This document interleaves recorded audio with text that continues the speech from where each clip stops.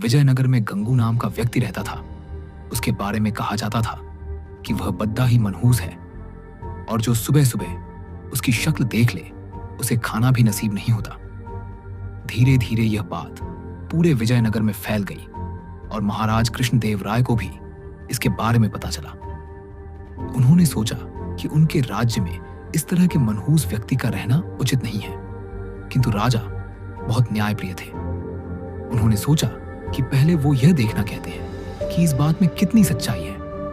राजा ने अपने सेनापति को आदेश दिया कि गंगू को उनके सामने लाया जाए। सैनिकों ने गंगू को महाराज कृष्णदेव राय के समक्ष पेश किया।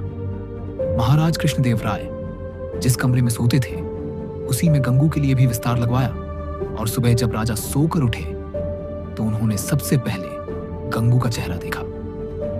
कुछ देर बाद अचानक कार्य आ जाने के कारण राजा को राजमहल से बाहर जाना पड़ा और उस दिन वो इतने व्यस्त रहे कि उन्हें खाना भी नसीब नहीं हुआ। राजा कृष्णदेव राय को यकीन हो गया कि यह सब गंगू का चेहरा देखने के कारण हुआ है। राजा ने सोचा, जब इस व्यक्ति के कारण मुझे भोजन नसीब नहीं हुआ तो शहर के दूसरे लोगों के साथ क्या होता होगा। गुस्से में राजा कृष्णदेव राय ने गंगू को फांसी पर टांगने का आदेश दिया।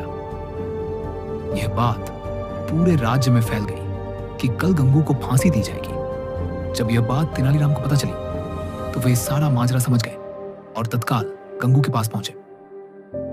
तेनालीराम को देखकर गंगू रोने लगा और तेनालीराम को पूरी बात बतलाई।